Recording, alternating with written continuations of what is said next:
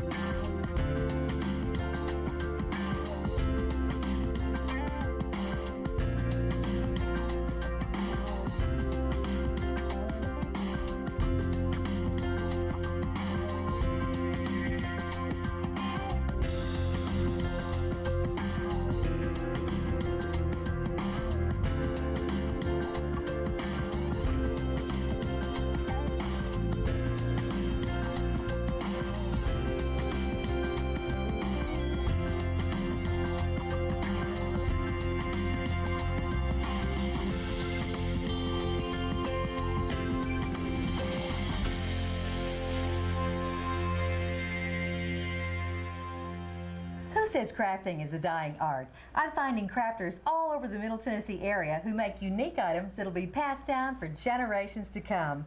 Welcome to HandMade Tennessee.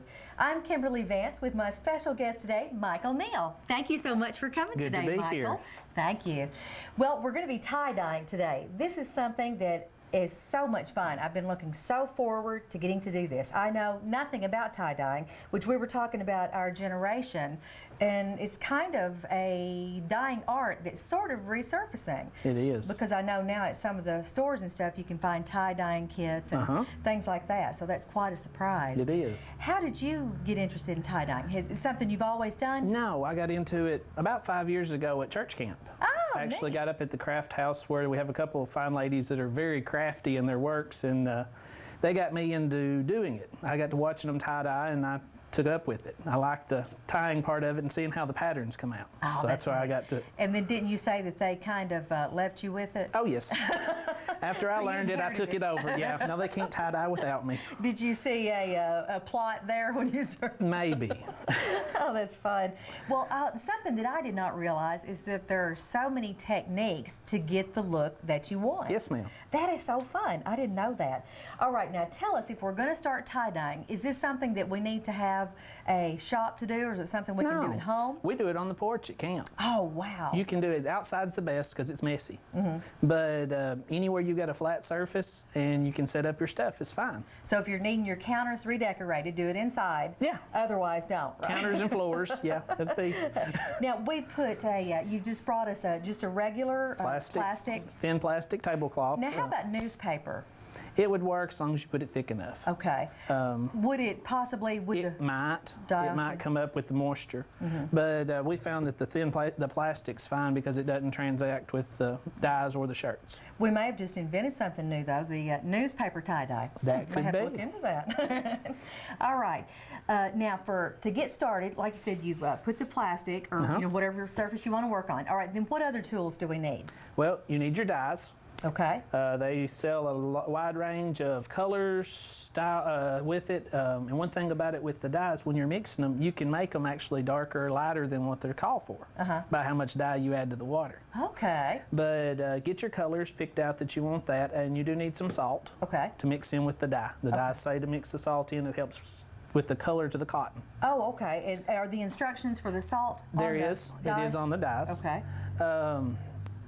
You'll need rubber bands, Okay. rubber gloves, Rubber bands, rubber gloves. and some cotton shirts, socks, bed Anything sheets, like that. anything you want to tie dye. Oh, that is so neat. This is so fun. You have brought with us several samples today, and I'll tell you what, I have absolutely fallen in love with that. That is just adorable. That is a standard spiral. And you can see the pattern was already printed in on the handkerchief, and we spiraled to do the spiral pattern in it. See, I always thought that when you were going to tie-dye it, that you had to have just a plain white cotton shirt. Oh, no. That's not the case at all. Not at is all. it? You can get printed material. You can get printed screen prints, things like that, and it will allow you to do that and not mess them up. Oh, screen prints? Screen prints. Oh, wow. Like this right here. Like this right here. Wow, One of our cool. camp shirts we had up there a couple years back. Show the back of it. We simply tie it up like you would any other shirt. It will not affect the screen prints. Now, see, that's amazing to me. It seems like it would catch on to that. Is it because it's a dark color? Because it's a dark color and the texture. It's not absorbent. It just won't, okay. It's not absorbent because it's got a finish to it. Oh, neat. So you can get your shirts, white shirts or light colored shirts that are screen prints, and you will be able to tie-dye those as well. Now, I heard you talking about something earlier. You said that one of your shirts had gotten old or something and you didn't like the appearance of it anymore, and you bleached it out and started over? Yeah. I got a bucket and put very strong bleach water to it, bleached the shirt completely, almost completely back white. Wow. And in doing that, then I was able to re-tie-dye. Oh, that's cool. So there are some redos in the tie-dye. Yeah, you can redo it. Oh, that's so neat. And something, I think this is absolutely outstanding. And you said this was something you had just This is the started very working. first. What a great idea. Is bed sheets. Ah, that is just so cute.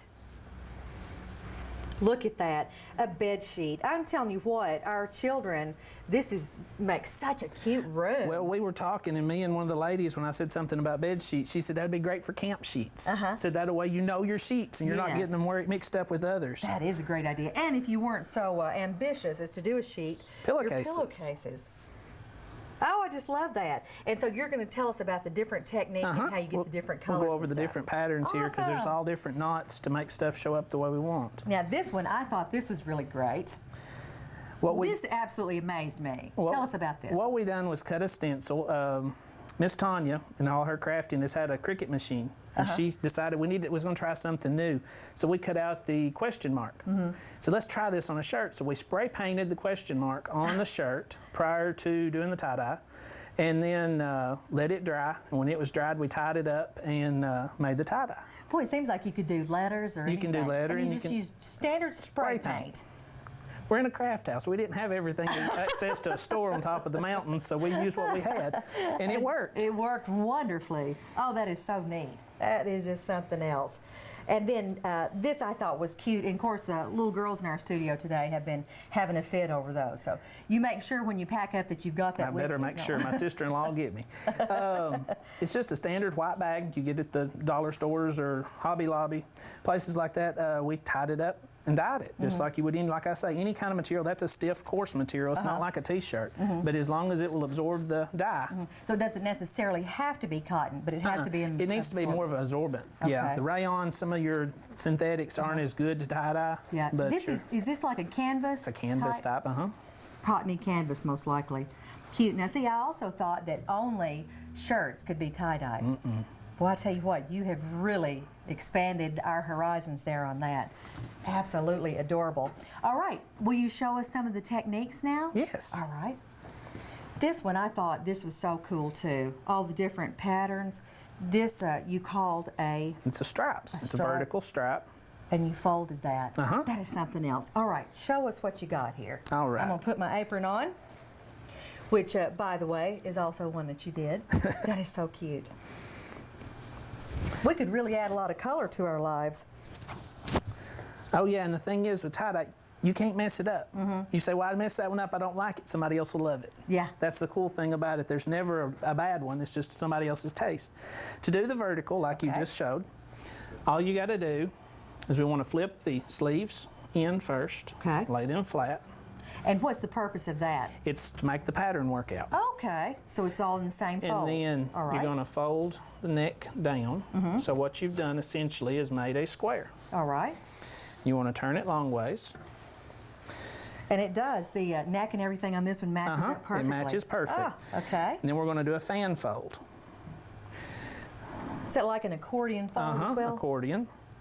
Just a back and forth fold all the way across the shirt. And you're going from side to side. Side to side. Now, if we wanted to go you can do it the other direction. Okay. Yeah. You're going to keep going. Just do your folds.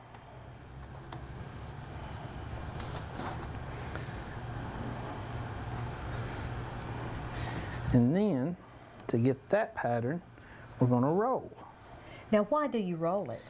Because it causes the pattern to stick different. The shirt here was a square block. It's done exactly the same, except instead of rolling, you fold it in a fan pattern in a square.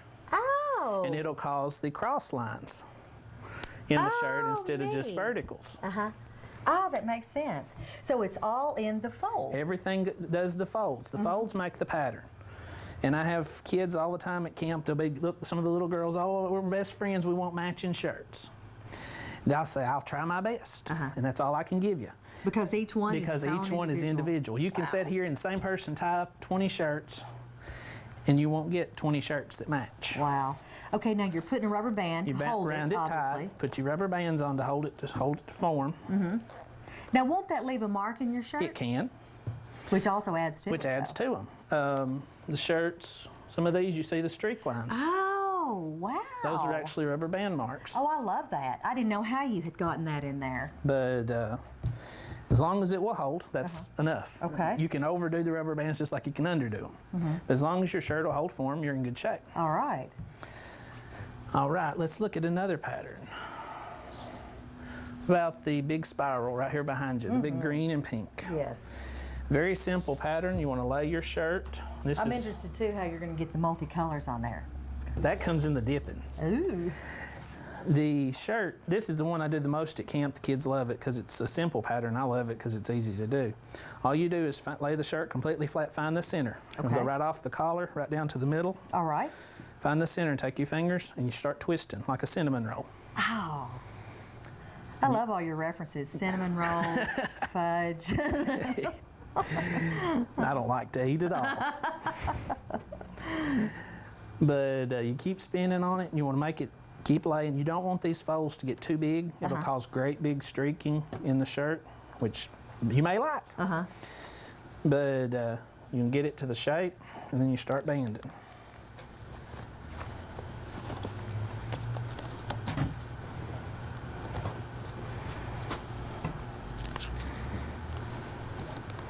So quite a good bag of rubber bands. Oh yes, if you're doing quite a few, you need a bunch of rubber bands. And rubber bands are easily obtainable nowadays. Oh yeah, you can get them at the dollar stores or anywhere like that. Cheap. Easily obtainable. That's my job to get tongue-tied, not yours.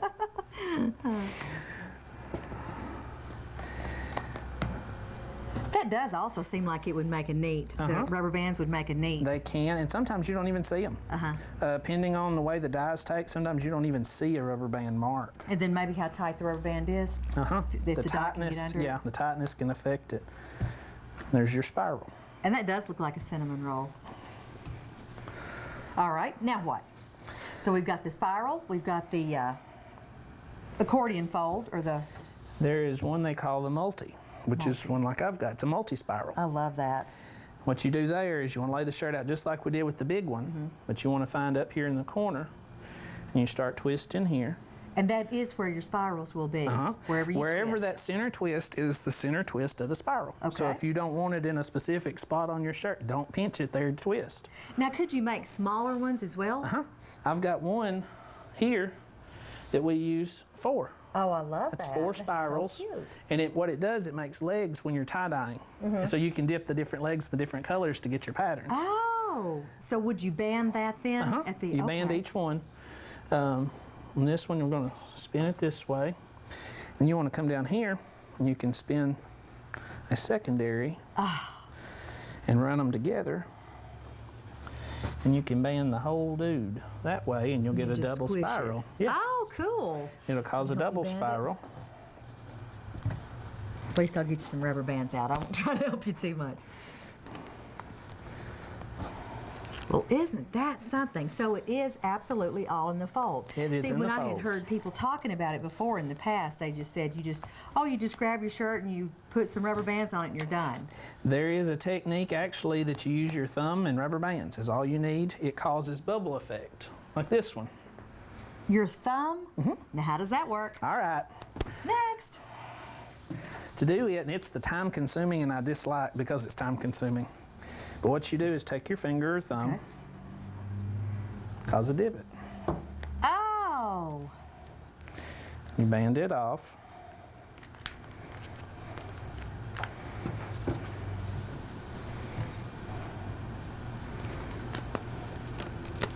That is so smart.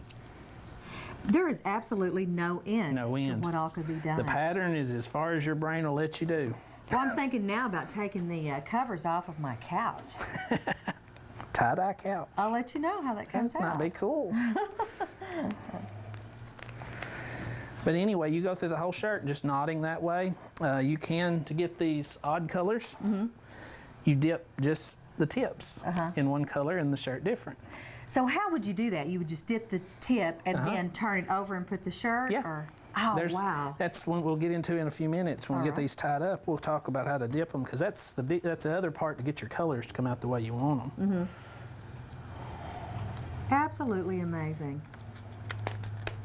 It's funny, we were talking about how the trends take cycles. I think in the 70s or so, tie-dye was late very 60s, popular. early 70s, tie-dye was the thing. I was talking to a guy I work with the other day who was alive in that era. He was there. And he said, we had the real hippies. He said, we knew what tie-dyeing was back then. And nowadays we're just a bunch of wannabes. We're wannabes, I guess.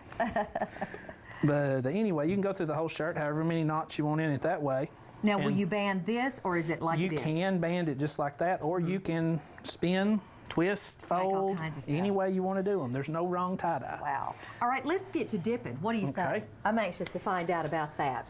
Now, you've gotten just plain basic tubs, and you've mixed your dye. All right, according, like you say, to the according to the thing, and if you don't want it that light, make it a little darker.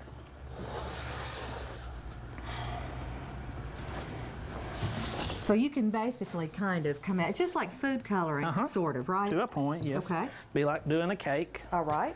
And one important thing about the colors, and I always set it up this way, you want the lightest colors to one end to the darkest. Okay. When you're dipping your shirts, you want to make sure that you don't dip in the dark blue or green or purple and then go to the pink.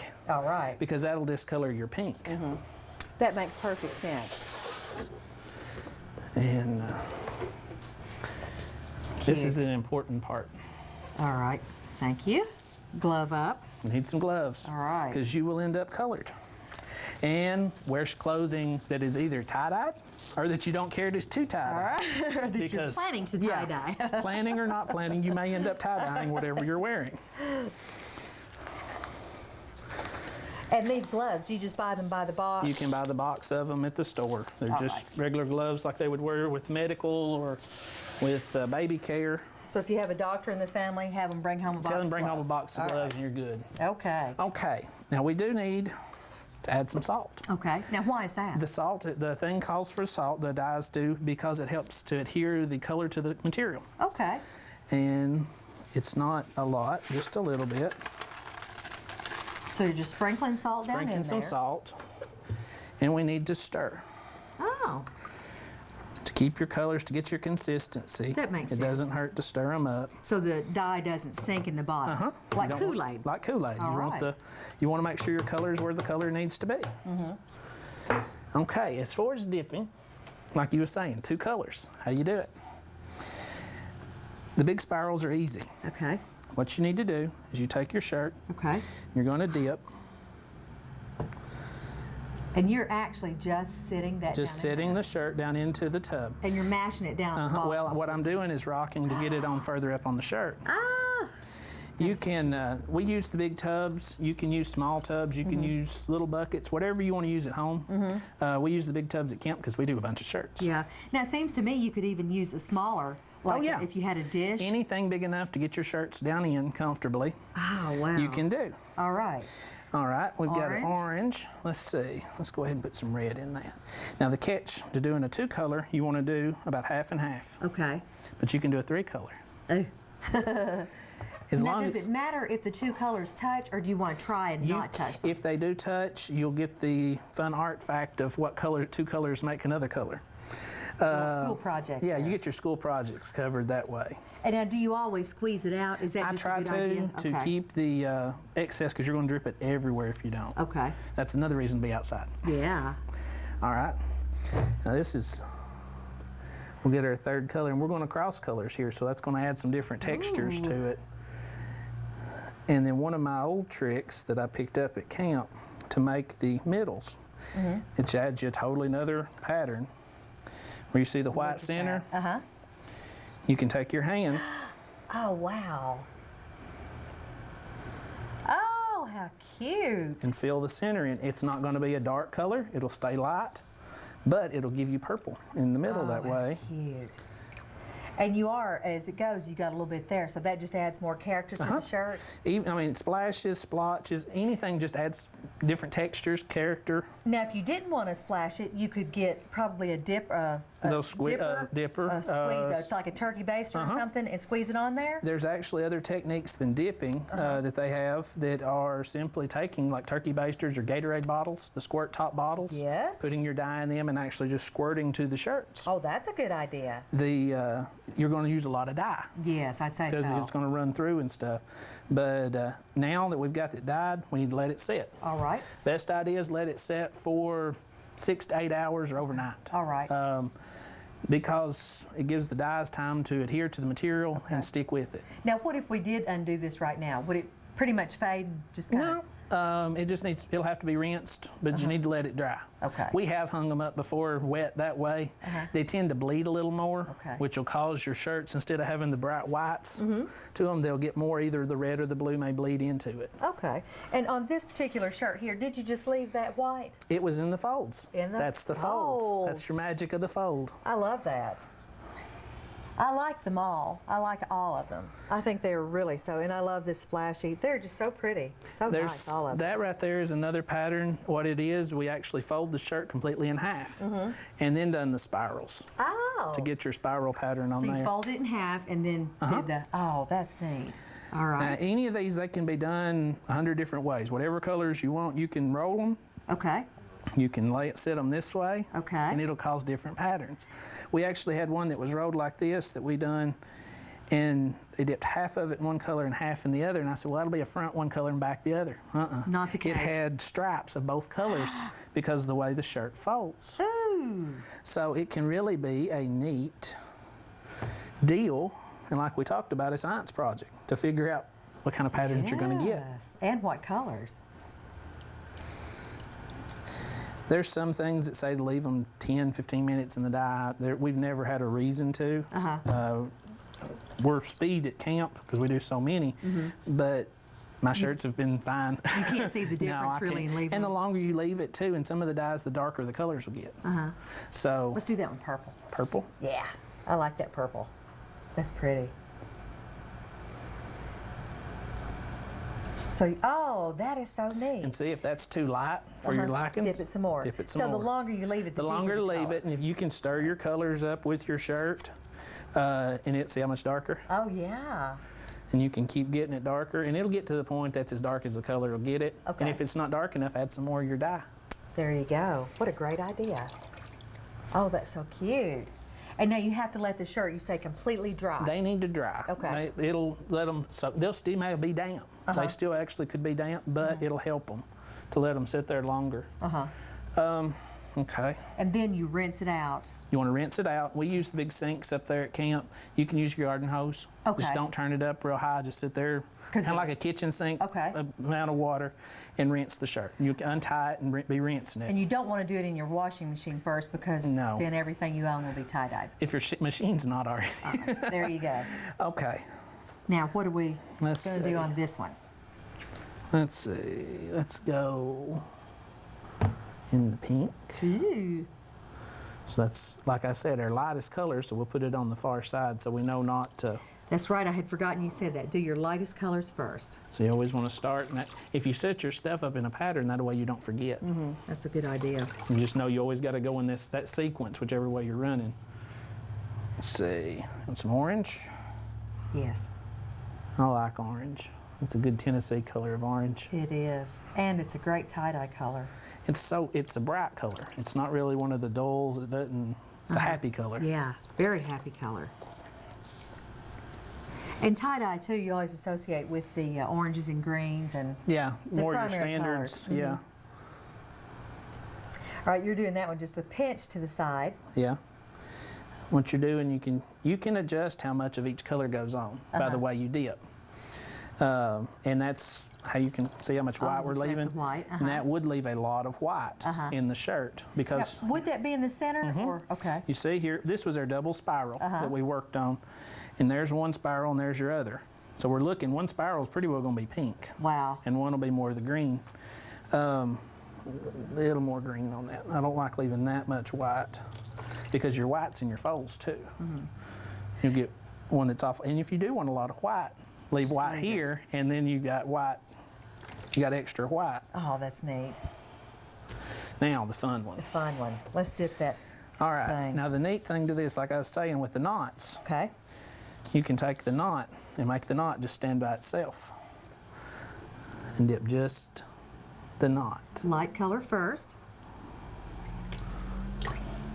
That's so cute. And then we can dip other knots in different colors. And I noticed that your knots too are a little bit different sizes. Yeah. Which It's that, just going to affect the size of the circles. oh, that's neat.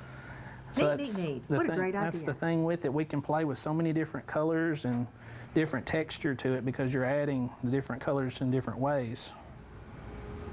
And I'm getting it on, I'm bleeding on the shirt. Does it matter? No. That's going to be cute. You may have thumbprints on the shirt. That'd be neat. And I mean, any of it's optional because guess what? There's no wrong way to do it.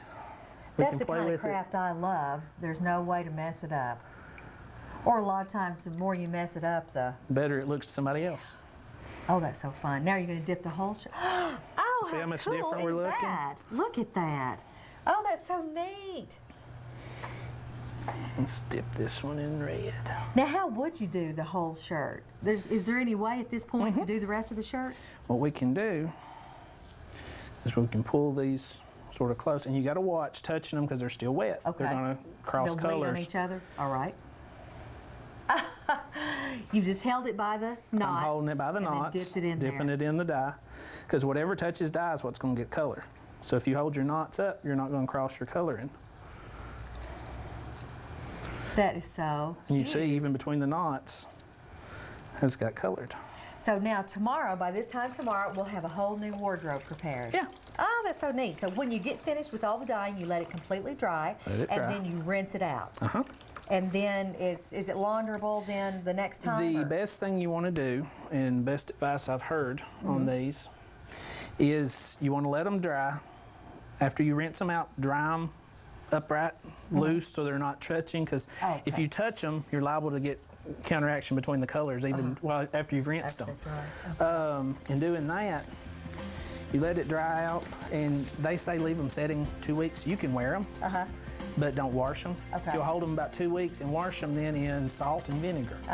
White vinegar and some table salt in your washing machine. Oh, that's neat. And it will help set the colors even better. Well, thank you very much. This has been absolutely a blast. I've loved it. Well, that's our show for today, folks. Thank you so very much to our very special guest, Michael Neal. Thank you very much. I'm Kimberly Vance, and I hope you've been inspired to create your own handmade Tennessee.